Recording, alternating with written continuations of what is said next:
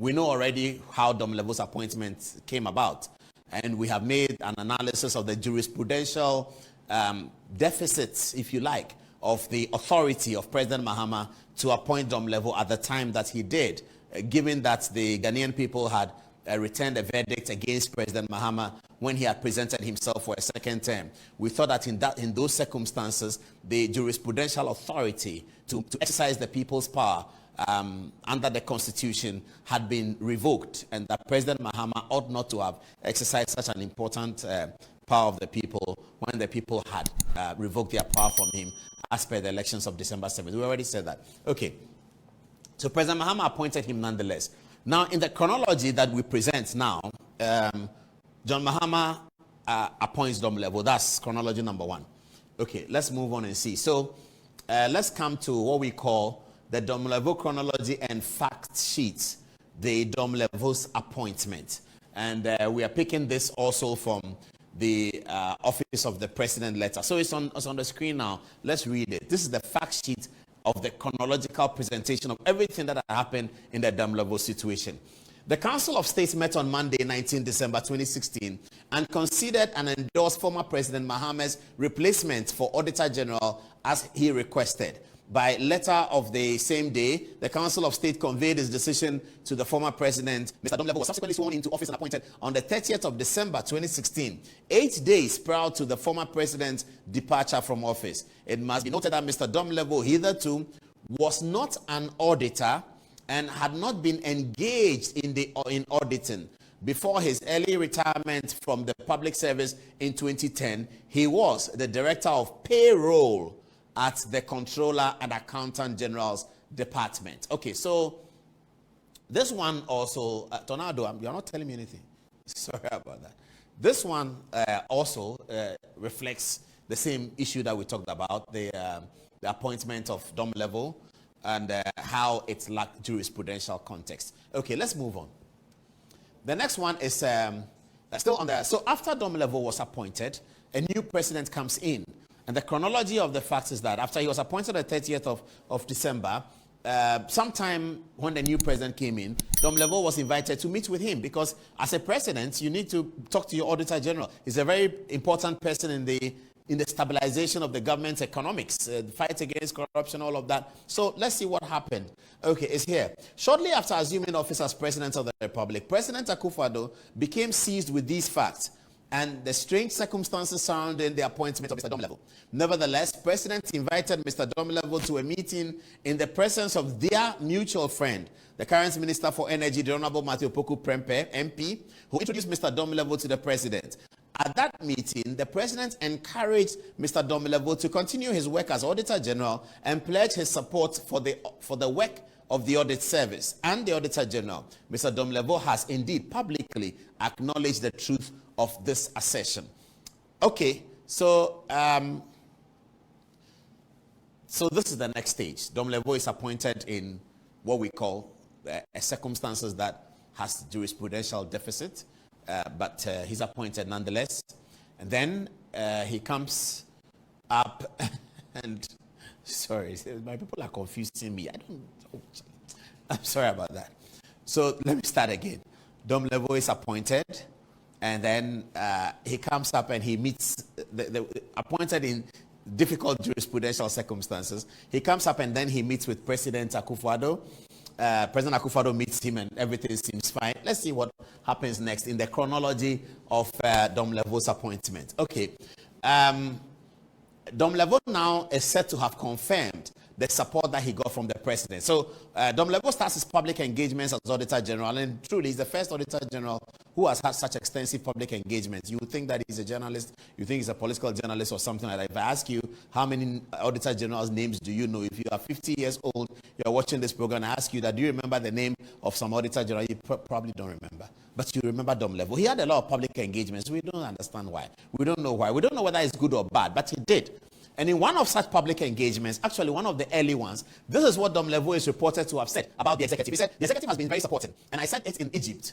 I said the problem about Africa is that we set up all these structures and we don't fund them. But in Ghana, I, Domelevo, have received not everything that I wanted, but a substantial increase in support. So far, if we are doing something which you people say you have heard from Ghana, it's because the government is resourcing me. So when you go back, resource your agencies that are fighting corruption. Don't just go and establish them. Fanfare, and that's the end.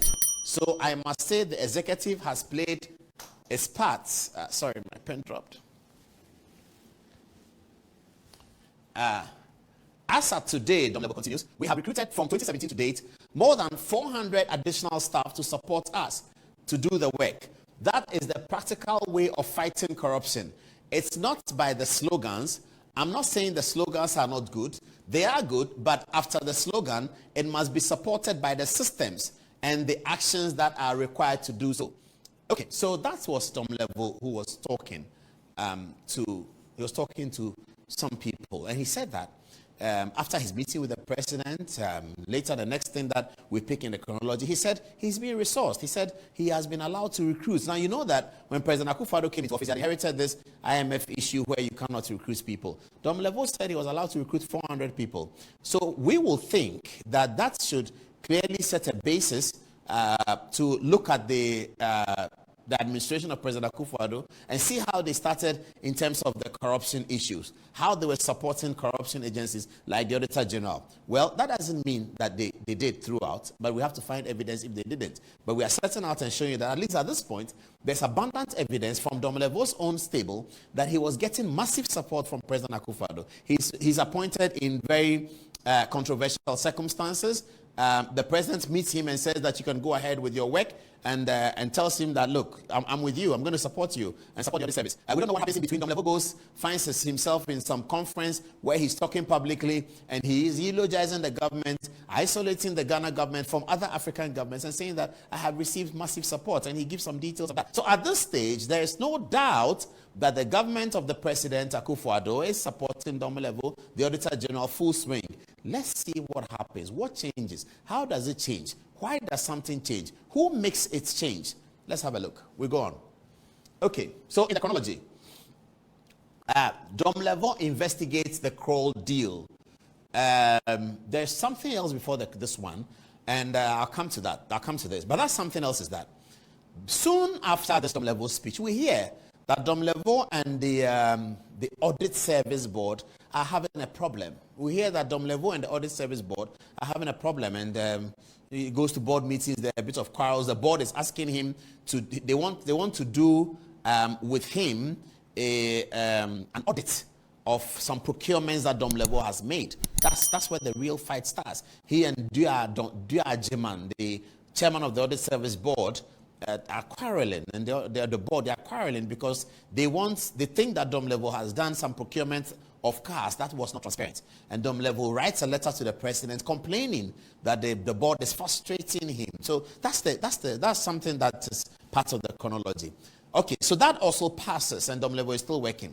And then comes the big issue of the Kroll investigation. Now, what is the Kroll investigation? At the beginning of this interview, here on this program, we supported Domelevo in the Kroll investigation because he was an Auditor General who was writing a surcharge for a senior minister. And that we thought was bold. Auditor General writes a surcharge for the senior minister and asks the senior minister to come and pay back $1 million that some people have been paid. So he's an Auditor General, so he's auditing receipts and invoices and that kind of thing. And he finds a receipt of payment that has been made to a UK company. And he's asking that, what work did they do? And nobody's telling him the work that they did. But he sees that they have been paid some money. So Domelevo says, no, wait a minute. So he tries to engage with the senior minister. Let's see whether he actually did engage with the senior minister or not. As we build a story, you'll see it. But the Kroll investigations is the first time where there appears to be a real conflict between Domelevo and the government of President Akuffo-Addo, with civil society throwing their full weight behind Domelevo, as we have found out now, without understanding it. Civil society refused to understand it. They didn't understand it, and they threw their full weight behind Domelevo. We will find out in the chronology of the presentation where all this story ends up. Okay.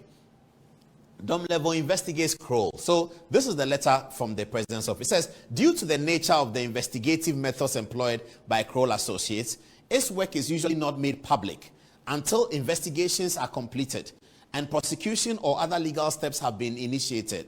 It is based on Kroll Associates' experience and international reputation in these areas for achieving results that led to government to engage them to assist in investigations into alleged corrupt acts of former President Mahama's government. Now, this is getting very interesting, isn't it? Very, very interesting. So Kroll Associates are an investigative organization. So they investigate money laundering, bank accounts, etc., etc. That's their specialization. They are based in the United Kingdom, but they have tentacles all over the world. Because of the nature of their work, when they are investigating, they don't make everything public. If they are investigating me, I shouldn't know that Kroll is investigating me. They will get authority from the government and write to banks and wherever, hidden money or whatever, and they find it and they give the information to their clients. Most of their clients usually people in government or a state's government. So that is why when Domelevo said that, what work have Kroll done? The senior minister said, no, I can't tell you the work that Kroll have done. However, you can come to my office and inspect the documents. I'll show you that this is what I have done, but I cannot send the documents to you. What was Kroll doing? Kroll themselves, same as the Auditor General, were pursuing an agenda against corruption. They were pursuing an agenda to find if any official of President Mahama's administration had taken money that belongs to the people of Ghana unwarrantedly, so that that person can be prosecuted or the money can be retrieved. This is the work that Kroll was doing. Domelevo ought to have known that. For the kind of work he does, he ought to have known that. And so Kroll were advanced that 1 million so that they can do their work.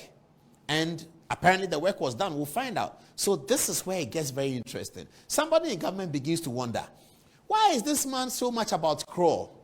He knows what Kroll is doing. We have told him that Kroll is looking to find if there is any of Ghana's money that has been stashed away by members of the former administration. Because we always hear rumors. During political campaigns, we hear rumors. We hear rumors in the newspapers, the Chronicle, the Statesman, the Daily Guide. They're always reporting something. So a new government comes. Okay, let's find out and clean up. Why is Domelevo so against Kroll and the work that Kroll is doing? That certainly will raise eyebrows, wouldn't it? It would. Okay, but let's move on and see what's going on over here. On the matter of his accumulated leave, okay, that's on the leave. So that's in the chronology. Domelevo gets into the Kroll matter, it becomes a problem. We'll show you at the end what the court said about Kroll.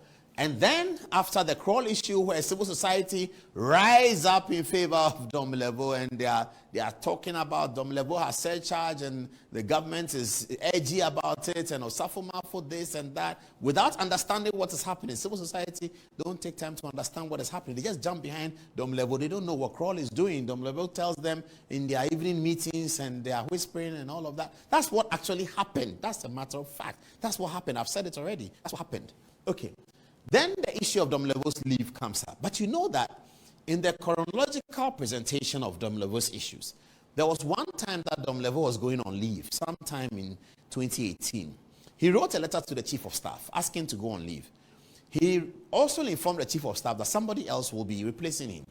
Then he said to the Chief of Staff, contrary to the Audit Service Act, which he, Domelevo, clearly had not read, which is shocking. He hadn't read the Audit Service Act. So he wrote to Chief of Staff and said, the person who is replacing me should not be allowed to attend board meetings. I mean, total hogwash. What are you going to do with that? You are going on leave, you write it to the Chief of Staff, and then you say the person should not be allowed to go to board meetings. He has not seen the Audit Service Act, which constitutes the board of the Audit Service, the chairman, so and so, the Auditor General, or whoever is acting as Auditor General. It's clearly in the Audit Service Act. It's there. I don't know whether he didn't see it. I don't know whether he didn't show it to his friends who are lawyers among civil society, because he used to talk to them a lot. I don't know whether he still does. But that was a big deal.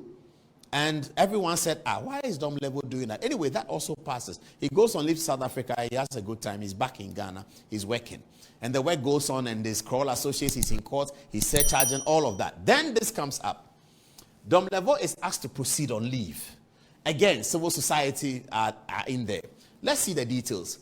On the matter of his accumulated leave, by a letter dated 29 June 2020, the President requested Mr. Domelevo to take his accumulated leave of 123 working days, with effect from Wednesday, 1st July 2020. Mr. Domelevo, by a letter dated 10 July 2020, informed the President that he started his leave on the 1st of July 2020 as requested, and included his annual leave for the year 2020, which the President accepted in the letter dated 3rd July 2020. It is important to highlight that the President, at all times, in requesting Mr. Domelevo to take his accumulated leave, acted based on time-tested principles, time-tested legal principles, the rule of law, and good governance practices, which Mr. Domelevo himself accepted. In the third, we're proceeding to another page. In the 3rd July 2020 letter, Mr. Domelevo was assured by the president that a decision for him to take his annual leave was not born out of bad faith, but rather, given the publicization of the deteriorated relationship between the Audit Service Board and Mr. Domelevo, the president, as the appointing authority, was the only person who could request that Mr. Domelevo take his accumulated leave, which he did. Again, it is mischievous to allege that the request by Mr. Domelevo to take his accumulated leave had been targeted, that to take his accumulated leave, by that he had been targeted by the president. Okay, so the president is responding to civil society in this matter. He says that, so he asked Domelevo to take his leave. Audit Service Board should have been doing that, but they can't do that because when they call Domelevo, he doesn't speak to them. And the relationship between they and Domelevo had deteriorated, completely deteriorated in a manner that cannot be repaired. And therefore, the president, who is the appointing authority of both the Audit Service Board and indeed the Domelevo, came in to rectify it. And that's why he asked Domelevo to take his leave. Domelevo didn't have any problem with that. Civil society had an issue with it. Everybody was jumping. Why is the president asking him to take his leave? President appoints you. You sit in your office, you appoint somebody. His accumulated leave has come. You ask him to take his leave, and that's a problem. Everything must be read as if there's some corruption without stating what the corruption is. I think that's irresponsible. Everything is corruption. Please, Neil, put the facts down. The President Akuffo-Addo has been corrupt in A, B, C, D. But he says Domelevo should take his leave, and there was a hula baloo all over the place. The radio and television, all over the place. But this is the fact. So Domelevo takes his leave. We are still building the chronology. So don't forget, Domelevo is appointed in circumstances that have a jurisprudential deficit. He meets the president. Domelevo says that the president is helping him. The government is doing well. They've allowed him to employ people. Okay, Domelevo gets into trouble with his Audit Service Board, and they are loggerheads. Domelevo goes on leave and says, the one who's taking over from me should not attend the Audit Service Board meeting, contrary to the Audit Service Act. Okay, Domelevo begins to investigate Kroll, and he surcharges Kroll, and he's told that, no, what Kroll are doing is important. Let them do it. We are getting to Kroll. Domelevo is then asked by the president, go on leave. Domelevo says, my leave has been underrated. I need more. He says, take it all. All right. We move on. Okay. Still on Domelevo's leave, the president says, it is important to point out that the president acted pursuant to his understanding of the law and the Constitution, and as advised by the council. We stand by it as legal and proper. The office of the president has also stands by the well-accepted principle of public policy that public servants should take their leave and not accumulate it. We note, and this is very important, the letter says, we note, however, that the issue whether the president has authority to request the Auditor General to proceed on accumulated leave is pending before the courts, and we await their views. And it's exciting for all of us in Ghana that this is pending before the court, because somebody went to court to challenge whether or not Domelevo can be asked by the president to proceed on leave. And the matter is still before the court. So that's beautiful. Okay, let's move on. Domelevo returns from leave only to be retired. We are getting to the end of the story now. And I'm excited about this part because we're getting to the real interesting part. You see, if you watch our flyer, we said that the last word of the Domelevo thing, the person who may have the last word could be the Criminal Offences Act. They may have the last word on this whole Domelevo saga. Now, let's deal with it. Okay, this is the last part. Domelevo returns from leave only to be retired. The matters relating to the date of retirement came to the attention of the Audit Service Board, which by law is responsible for administrative matters of the Audit Service Board. The board conducted its investigations and, in accordance with Article 23 of the Constitution and the rules of natural justice, invited Mr. Domelevo by a letter dated 24th February 2021 to attend a special meeting of the board to resolve the disparities in his date of birth, which had come to the attention of the board. By a letter dated 26th February 2021, which was the date on which the special meeting had been scheduled, Mr. Domelevo declined the invitation, stating as follows. He declined the invitation of the board. He went on leave. The board found discrepancies of his age. They called him the chief. Can you come? Let's look at this. He declined. He didn't just decline. He explained why he had declined. That's why sometimes I like Domelevo. He said why he had declined. Let's look at it. Let's see it. Why did Domelevo decline? This is what he wrote to the board, among other things. So he wrote something and he said, whereas the information you allegedly have is false and completely irrelevant for purposes of reckoning time for my retirement, compulsorily or otherwise, you, the board, are reminded that the board is not my appointing authority. This one they say is called Pilolo. You know, when they say Pilolo, it means the game has begun. Domelevo says that for the board invites him, come, let's sit down and have a chat. He says, oh, board, forget about yourself. Whereas the information you have is false. Now, this is where the Criminal Offences Act may have the last word. Domelevo alleges that the information is false. What information is false? We're going to show you the information. We've put it in a beautiful set so you can see it clearly. That information upon which he accepted his retirement, he said is false. If it's false, then the court may have to have a say in that. He says, whereas the information you have is false. Is it really false? And completely irrelevant. It is not irrelevant.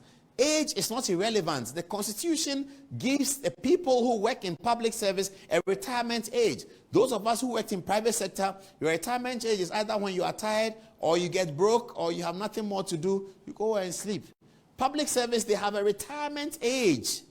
So it is not irrelevant. Any information about your age, Mr. Domelevo, sorry, it is not irrelevant. It is totally germane to the discussion about whether you keep your job as the Audit Service Board or Auditor General or not. It is germane. You cannot call it irrelevant. It is very, very important. How can you say it's irrelevant? For the purpose of reckoning the time of our retirement, how is it irrelevant? We're going to show here that it's not irrelevant, and we will have to resolve the issue whether or not it is false. We will deal with it right now here on this program. Hold on, hold your horses, we're coming. Okay, he says the Audit Service Board is not appointing authority, which is true. Fair enough. Okay, let's move on. Okay, now let's come back to Kroll, and then we deal with the final one. Okay, Domelevo's legal setbacks and the issues. So we titled this Domelevo's legal setbacks and the issues that he has had at the Audit Service Board. Okay, so this is the court case in Kroll. This is the words of the court on the Kroll matter. So what's the court matter? So Domelevo gets the Kroll investigation, search charges the Honorable Minister of Senior Minister Osafo-Maafo. Osafo-Maafo refuses the search charge and sues in the court, making explanations. Now the court looks at the document. This Osafo-Maafo, what is your case? He says, my case is simple. Auditor General says something. I told him that the people have done some work. Come to my office and inspect the work. He says he won't come. And instead of coming, he issues a search charge. That's reckless. That's a reckless behavior of an Auditor General. Totally reckless. You can't do that. You search charge somebody, public officer. He says, I have the information. But because of the security nature of it, you, Domelevo, you are qualified to come and inspect it in my office. I'm not journalists are not qualified to go and look at it. Policemen are not qualified. Members of parliament are not qualified. But you, the Auditor General, you are qualified to go and look at it. And then you decline to go and look at it. That's reckless. Totally reckless. Let's see what the court says. Eventually, in the ensuing exchanges, and I've told you about the exchanges, that's the exchanges between Domelevo and the Auditor General. In the ensuing exchanges, the Senior Minister, Honorable Osafo-Maafo, by a letter dated 8 October 2019, which included entirely, that's quote, the work of Kroll Associates under the agreement include asset tracing and asset searching, which will be produced in as evidence for the prosecution and are therefore considered as privileged and confidential information and reports. They are, however, available at the office of the Senior Minister for your inspection. They will be available after the investigation for your inspection and study. Did you get that? Osafo-Maafo says that the work includes asset tracing, asset searching, and it will be produced as evidence for the prosecution if people have to be prosecuted. For that reason, come and have a look at it in my office. They are available to you for your investigations, for you to inspect. Domelevo says, I won't go. That's the court speaking. The court continues. The respondent, Mr. Domelevo, upon receiving this and other correspondences, rather opted to issue a notice of specification and certification of disallowance and surcharge against the appellant, which is the Senior Minister, in the consolidated matters before the court without taking up the offer or opportunity to inspect the documents. No reason was given for the refusal, and nothing else was heard from the respondents other than the issuance of a notice that has culminated in these appeals. That is totally reckless for the Auditor General to have the court say this about him, that he doesn't give any reason why he will not inspect the documents. He just doesn't go to inspect the documents. That's totally reckless. We are not in a kangaroo republic, Mr. Domelevo. You are not a law unto yourself. You are not law unto yourself. You should go and inspect the documents, and if you are not satisfied with what you see, then you can issue a surcharge. I'm not an accountant, but I did accounting in secondary school, small accounting. You have to inspect the document. You have to look at it, and then you look at it and you comment on it, and then you make a decision. Is that how you want to run the Auditor General service? And thank God that you are gone. If this is your idea of running the Auditor General's office, that when you surcharge and they say come, when you complain and they say come and look at it, then you say I won't come, I will surcharge you. Who told you that you're a law unto yourself? You're a man who has not ever even won one seat in parliament or one seat anywhere. No, you've not won one single election. Forget about that. That's irrelevant. The point is that, Mr. Domelevo, you can't act like that. No Auditor General, no public office can act like that. You hold a public office for and on behalf of the people of Ghana. Sovereignty relies on the people of Ghana. The people of Ghana don't put you there as an Auditor General, and then you go there and you find something, and they say come and inspect it, and you say I won't go and inspect, and you issue a surcharge. You think you are fighting with Osafo personally? The people of Ghana don't care about that. We have given you a solemn responsibility as Auditor General to look after our audit work, to look after our finances. You don't go there and run it like it's your personal office. If you wanted to do that, you go and set up Domelevo and Associates, auditors and accountants, and people can come and hire you and you do your work. You're doing a public office. You have responsibility to the public to do the right thing in favor of the public. You don't just do. So what you have done here, where the court is commenting in the manner that they commented, you, Domelevo, should be surcharged. Can you behave like that as an Auditor General? You think we are joking in this country? When we were fighting for the 1992 Constitution, were you around? When we as journalists in the year 2000 had to take ballot boxes and help police to go to coalitions, were you around? You think we fought for all that so that you come and sit in Auditor General's office and be doing your own thing? You want to build your own hegemony? That's not how it works. Please, it doesn't work like that. And for all public offices, whoever you are, judiciary, public service, police, remember that you are doing the work on behalf of the people of Ghana who pay your salary. The people of Ghana pay your salary. So that's why you're doing the work. You're not fighting with Osafo. It's not a personal fight. Domelevo, get it right. That's why I want the Criminal Offences Act to have the final say on this matter. And people will now sit down and sit up straight and do their work. When the Criminal Offences Act is invoked upon you, next time, when you're Auditor General, you will not be doing what you are doing. Okay, Domelevo loses court case against senior minister. Eventually, however, when the matter was referred to the Supreme Court, not only did the respondent's office now agree to inspect the documents, they also expressed satisfaction with the work done. Clearly, both appeals relate to the surcharge and the disallowance, blah, blah, blah, blah, blah. Okay, so now the matter went to Supreme Court. Audit Service went in there. Domelevo was charged for contempt. He was, for contempt of court. And he was found for contempt, and he was discharged of contempt. We will get there. Okay.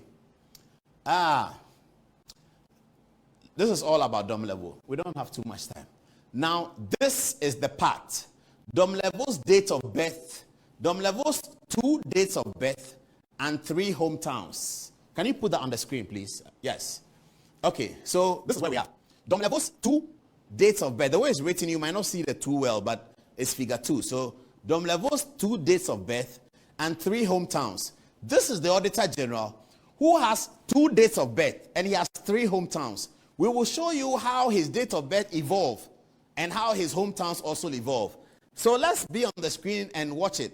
October 1978. Date of birth of Domelevo is 1st June 1960. This is in October 1978. His hometown is Adom-Otchere in Togo. This is Domelevo writing himself. And I said the Criminal Offences Act must have the final say on this matter. Domelevo is writing. Civil society haven't seen this, or they don't care. We care. We are also civil society. Criminal Offences Act must have the final say. Please, Director of Public Prosecutions, call Domelevo and deal with this. We'll show you how to do it if you have forgotten. It's in your Criminal Offences Act. It's a misdemeanor. 1st October 1978, date of birth, 1st June 1960. Hometown, Adom-Otchere in Togo. Domelevo writing, this is the man who is standing on a high horse talking about anti-corruption. Let's move on. Next one. 25th October 1993. Domelevo's date of birth changes. 1st June 1960. Hometown, Adom in Ghana. Same Domelevo. 1960, October 1993. He fills another form. He says his date of birth is now 1st June 1960. His hometown is now Adom in Ghana. Domelevo has 2 dates of birth and 3 hometowns. 1 individual, auditor, accountant. You have 2 dates of birth and you have 3 hometowns. Okay, next one. Domelevo's date of birth and 3 hometowns. Last one. In filling for his passport, this is the shocking one. Totally shocking.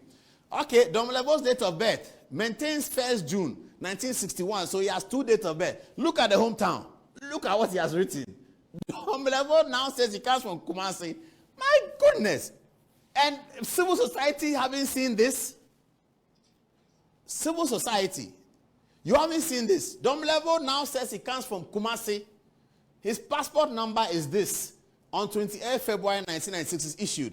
His date of birth is the 2nd date of birth. That's the one he likes. 1st June 1960. His hometown has not changed to Kumasi. What kind of person is this? And this is the person who is standing on a high horse shouting to a horse. Let me take my seat. I have to take my seat. Civil society. Charlie, let's get serious in this country. Let's get serious in this. You see, some of us, we've been around for a very long time. So when we talk like this, we know what we are talking about. We are not afraid of those things. We've been around for, if I tell you the number of political stories I have done in this country, you clap for me. We have done this thing for a long time. From our youth age to now, we are growing old. So we understand Ghana. As far as the Fourth Republic is concerned, I don't think that many civil society people understand the Fourth Republic more than I do. We understand the Fourth Republic. We have been there. We have seen it. We have done that. We have predated some of the civil society organizations. You, civil society, some of us have predated you. But we love you. It's beautiful work that you are doing that a lot of us cannot do. You cannot see something like this and ignore it and continue talking about some corruption. Really? The man says he comes from Kumasi. He says he comes from Adom. He says he comes from Adom-Otchere. 3 hometowns. And he's the Auditor General. Flying on a high horse, talking about anti-corruption. Never again, civil society, never again. Never again. Please, Director of Public Prosecutions, I'm going to write to you. You need to investigate this matter and call the Criminal Offences Act into question. Let's put that in there, the Criminal Offences Act. Let's put it there. Let's put it on the screen. Let's people see it. Must I go back to the screen? No, it's there. Okay. Now it's here. Criminal Offences Act. A person commits a misdemeanor who with intent to defeat, obstruct, or prevent the course of justice, or the due execution of the law, or defraud or injure a person, or to obtain or assist in or facilitating the obtaining of any passports. You've seen it. Passport, instrument, concession, appointment, permission, or any privilege or advantage endeavors to deceive or to overreach a public officer acting in the execution of a public duty by a false statement, declaration, or assurance. Any person who does that, we are alleging tonight that Domelevo has done that. Criminal offenses as you catch him. He has done that.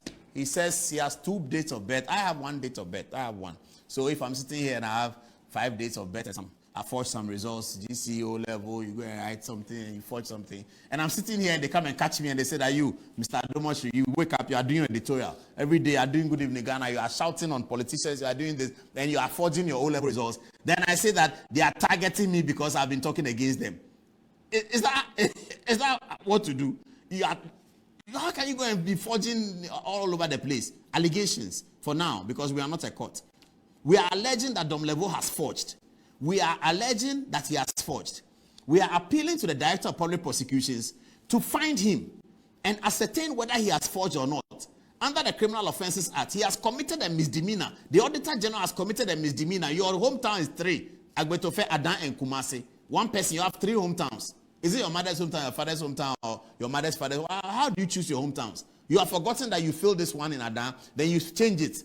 And of course, as the letter said, we didn't get there. There are ways of changing. We all can forget. We're all human beings. We can forget. I can forget that I was born in April and think that I was born in August, and it makes up. But when that happens, the Lord knows that that may happen. There's a procedure to write and say that I have actually forgotten. So I want to swear an oath and say this and say that I can change my name from Paul Adom-Otchere to I can change my name to maybe Klaus Lichtenstein. If I want to change my name from Paul Adom-Otchere to Klaus Lichtenstein, so that you don't see my GCO level Paul Adom-Otchere and my university certificate Klaus Lichtenstein and say that, hey, what kind of thing is that? I just go to a lawyer, notaries public. My name is Paul Adom-Otchere, but now I don't want to deal with it anymore. I want to call myself Klaus Lichtenstein. But all documents that have Paul Adom-Otchere remain valid. That's what you do. An accountant, Auditor General needs to know this more than a news reporter like me. Even me, a news reporter, I know it. An accountant says he doesn't know it, and he goes around changing documents like that.